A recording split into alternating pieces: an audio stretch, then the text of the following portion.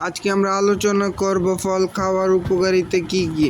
ফল এটি শরীরের জন্য প্রাকৃতিক পুষ্টির উৎস এবং সুস্থ থাকার জন্য অত্যন্ত গুরুত্বপূর্ণ। ফল খাওয়ার কিছু গুরুত্বপূর্ণ উপকারিতা হলো পুষ্টি উপাদানে সমৃদ্ধ। ফলে বিভিন্ন ধরনের ভিটামিন যেমন ভিটামিন সি, এ, ই, খনিজ যেমন পটাশিয়াম, ম্যাগনেসিয়াম, অ্যান্টিঅক্সিডেন্ট এবং ফাইবার সরবরাহ করে। রোগ প্রতিরোধ ক্ষমতা বৃদ্ধি করে। ভিটামিন সি সমৃদ্ধ ফল যেমন কমলা, আমলকি, পেয়ারা ইত্যাদি রোগ প্রতিরোধ ক্ষমতা বাড়াতে সাহায্য করে।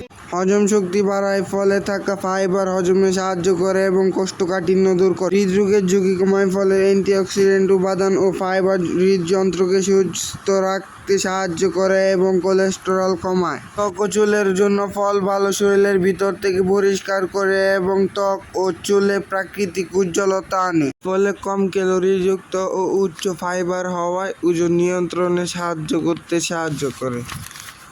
বিভিন্ন গবেষণায় দেখা গেছে অ্যান্টিঅক্সিডেন্ট সমৃদ্ধ ফল ক্যান্সারের ঝুঁকি কমাতে সাহায্য করে।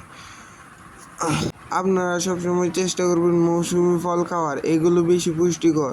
ফল খালি পেটে বা খাবারের 30 মিনিট আগে খাওয়া ভালো। প্রক্রিয়াজাত ফল বা ক্যানজাত ফলের বদলে তাজা ফল বেছে নিন। এখনও যদি কোনো প্রশ্ন থেকে থাকে তাহলে কমেন্ট করে যান।